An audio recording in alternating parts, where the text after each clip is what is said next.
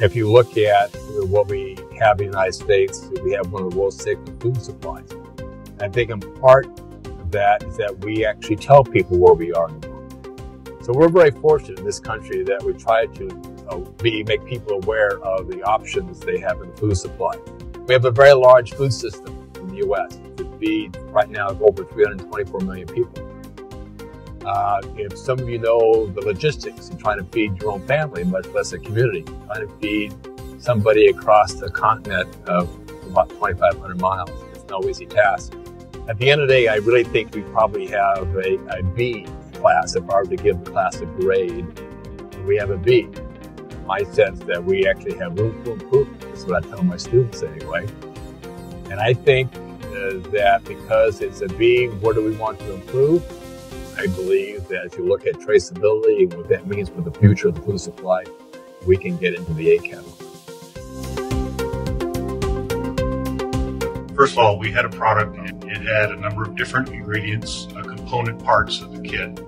And at a point in time, this is about a year and a half ago, we were alerted by the FDA that the cilantro that we used in our cilantro bonita dressing had been contaminated, or they suspected it of being contaminated.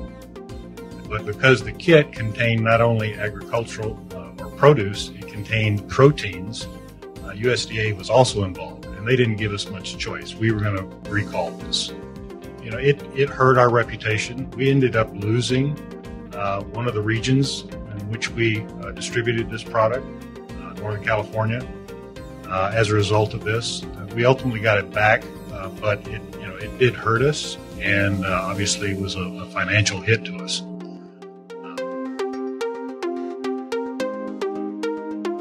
The one thing that these companies are really trying to do is manage the risk, because when you have a recall, that's a really risky situation. It puts the company at risk. It puts individual employees and corporate officers in severe risk. So what they're really looking to do is limit that risk, because in the old days, recalls could take weeks to perform. And in those weeks, that means more and more people are getting sicker and sicker, and the problem just becomes bigger and bigger, which means you've got more financial obligation to go with that. So what they're really looking to do is get a data record system for keeping those records and being able to retrieve information quickly.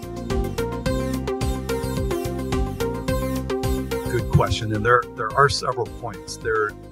First off, obviously, you need a software package like X3 that supports all of these capabilities, the full cradle-to-grave genealogy of a lot, so that you can trace it forward to find out if you've got a bad lot, you know every customer that it got shipped to.